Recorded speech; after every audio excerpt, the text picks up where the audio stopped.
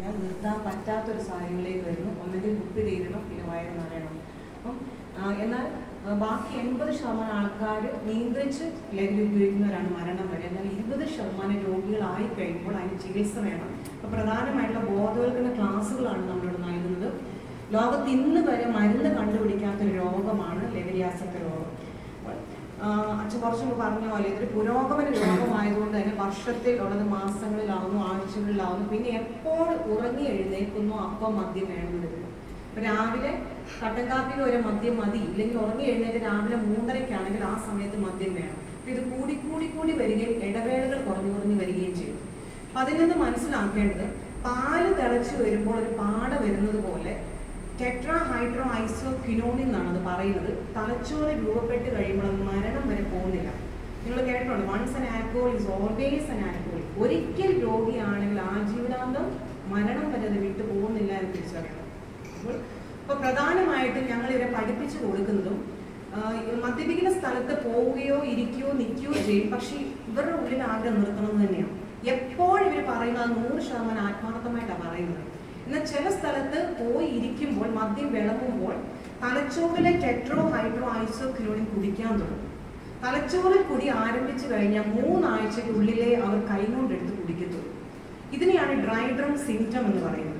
ഈ സൂചനകളാണ് പ്രധാനമായിട്ട് പഠിപ്പിച്ചു കൊടുക്കുന്നത്. അമിതമായിട്ട് ദേഷ്യം, ജോലിക്ക് പോകാൻ മടി, കാടുകരുള്ള ചിന്തകൾ, ഭക്ഷണം കഴിക്കാതിരിക്കും. കാരണം വയറ്റിലൊന്നെങ്കിൽ ഇല്ലെങ്കിൽ കുടിച്ചാൽ നല്ല എഫക്റ്റാണ്. അപ്പൊ അബോധമനസ്സിൽ ഇവർ കഴിക്കാതിരിക്കാൻ ശ്രമിക്കും.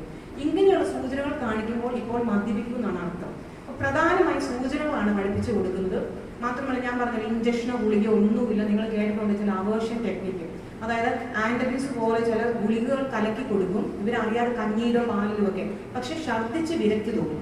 ചിലത് ചുണ്ടിനോട് ചേർക്കുമ്പോൾ ഷോക്ക് എടുപ്പിക്കും. എന്നാൽ ഈ അവേർഷൻ എത്ര കൊടുത്താലും അത് ശാശ്വതമായ ഒരു പരിഹാരമല്ല. ബോധവൽക്കരണത്തിലൂടെ മാത്രമേ ഒരു മദ്യപാന രോഗിയെ നമുക്ക് നിലനിർത്താൻ സാധിക്കത്തുള്ളൂ.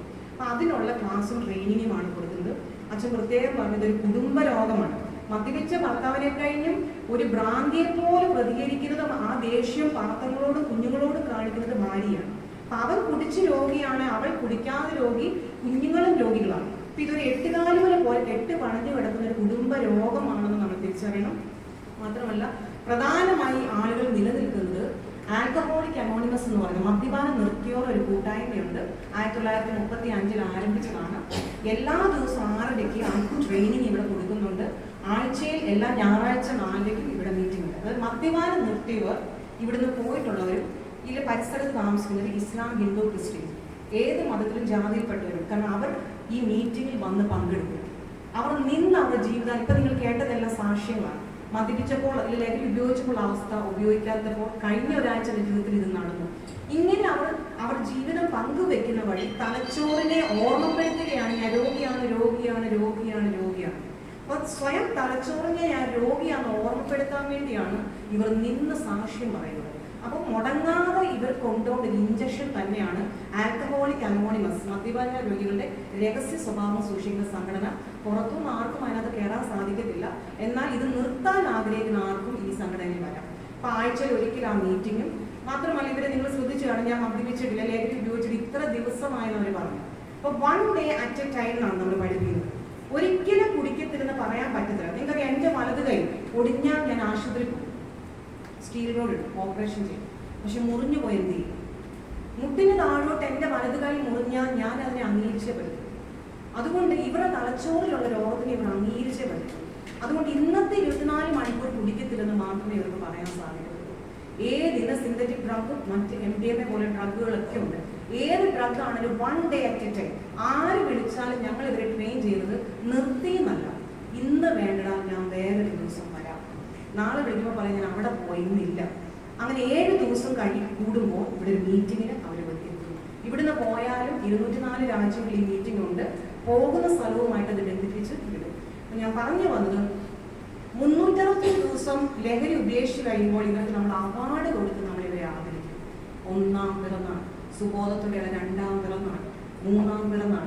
നവജീവ കുടുംബത്തിലെ 35-36 വർഷം തണ്ണിത്തോട് ഭാഗങ്ങളിൽ നിന്നൊക്കെ അവർ 36 വർഷത്തെ ടോക്കണാണ് ഈ കഴിഞ്ഞ മാസം ഒരു മനുഷ്യൻ വാങ്ങിച്ചത്.